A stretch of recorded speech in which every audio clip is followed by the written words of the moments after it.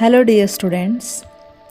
So ನಿಮಗೆಲ್ಲ ಪರೀಕ್ಷೆಯ ಭಯ, ಆತಂಕ, ಏನಾದರೂ ಒತ್ತಡ ಇದೆಯಾ?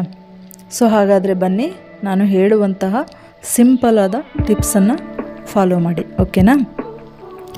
ಸೊ ಏನಂದರೆ, ನಮಗೆ ಎಕ್ಸಾಮ್ ಅಂದ್ರೇ ಭಯ ಸ್ಟಾರ್ಟ್ ಆಗಿರುತ್ತೆ. ಏನು ಮಾಡಬೇಕು, ಹೇಗಿರಬೇಕು, ಯಾವ ಥರ ಪ್ಲ್ಯಾನ್ ಮಾಡಬೇಕು ಅನ್ನೋವಂಥ ಕ್ವಶನ್ಗಳು ತುಂಬ ನಮ್ಮ ತಲೆಯಲ್ಲಿ ಓಡ್ತಾನೆ ಇರುತ್ತೆ. ಜೊತೆಗೆ ಆರೋಗ್ಯ ಬೇರೆ ನಿಮಗೆ ಕೈ ಕೊಡ್ತಾ ಇರುತ್ತೆ. ಆಗಾಗ ಏನಕ್ಕೆ ಆರೋಗ್ಯ ನಮಗೆ ಕೈ ಕೊಡುತ್ತೆ? ನಾವು ಯಾವಾಗ ಒತ್ತಡದಲ್ಲಿರ್ತೀವಿ, ನಮ್ಮೊಳಗಡೆ ತುಂಬ ಭಯ ಇರುತ್ತೆ, ಅದೆಲ್ಲನೂ ಆರೋಗ್ಯ ಸಮಸ್ಯೆಯಾಗಿ ಕಾಡ್ತಾ ಹೋಗುತ್ತೆ. ಹಾಗಾಗಿ ಫಸ್ಟ್ ಏನು ಮಾಡ್ತೀರಾ, ಒಂದು ಪ್ಲ್ಯಾನ್ ಮಾಡಿ, ಪ್ಲ್ಯಾನ್ ಮಾಡಿಬಿಟ್ಟು ಸ್ಟಾರ್ಟ್ ಮಾಡಿ. ಜೊತೆಗೆ ನೀವು ಏನು ಪ್ಲ್ಯಾನ್ ಮಾಡಿರ್ತೀರ ಅದರ ಜೊತೆ ಸ್ವಲ್ಪ ನೀವು ಮೆಡಿಟೇಷನ್ ಮಾಡಿ.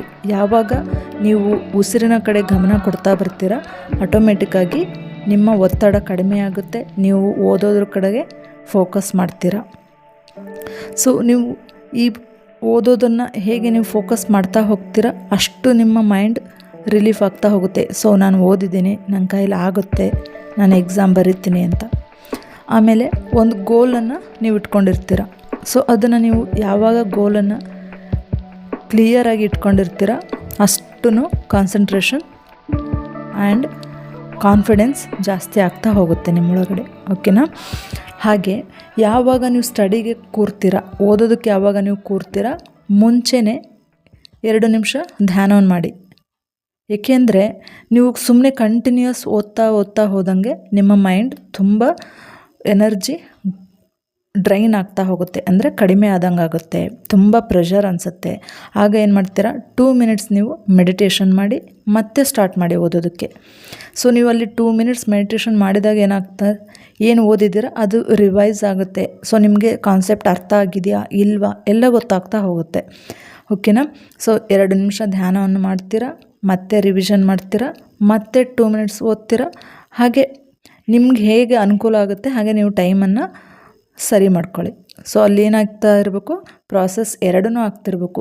ಯಾವುದೇ ಸಬ್ಜೆಕ್ಟ್ ಕಷ್ಟ ಆದ್ರೂ ಸಹ ನೀವು ಈಸಿಯಾಗಿ ಸಾಲ್ವ್ ಮಾಡ್ಕೊತೀರ. ಏಕೆಂದರೆ ನೀವು ಕಾನ್ಸಂಟ್ರೇಷನ್ ಮಾಡ್ತಾಯಿದ್ದೀರಾ, ನಿಮ್ಮೊಳಗಡೆ ಒಂದು ಆತ್ಮವಿಶ್ವಾಸ ಜಾಸ್ತಿ ಆಗ್ತಾ ಇದೆ, ಹಾಗೆ ಇಂಟ್ಯೂಷನ್ ಪವರ್ ಜಾಸ್ತಿ ಆಗ್ತಿದೆ. ಯಾವ ಸಬ್ಜೆಕ್ಟಲ್ಲಿ ಯಾವ ಕ್ವಶನ್ ಕೊಡ್ತಾರೆ, ಯಾವ ಸಬ್ಜೆಕ್ಟ್ ಅರ್ಥ ಆಗಿದೆ, ನಿಮ್ಗೆ ಎಷ್ಟು ಕಷ್ಟ ಇದ್ರೂ ನೀವು ಅದನ್ನು ಈಸಿಯಾಗಿ ಮಾಡ್ಕೊಳ್ಳೋದಕ್ಕೆ ಸಾಧ್ಯವಾಗೋದು ಮೆಡಿಟೇಷನ್ನಿಂದ. ಹಾಗೆ ಎಷ್ಟು ನೀವು ಪ್ರೆಸೆಂಟೇಷನ್ಗೆ ಹೋಗ್ತಿರ್ತೀರ, ಅವಾಗಲೂ ತುಂಬ ಭಯ ಪಡ್ತಿರ್ತೀರ. ಅವಾಗ ಏನು ಮಾಡ್ತೀರ, 2 ಮಿನಿಟ್ಸ್ ಮೆಡಿಟೇಷನ್ ಮಾಡಿ. ಸೊ ನಿಮ್ಗೆ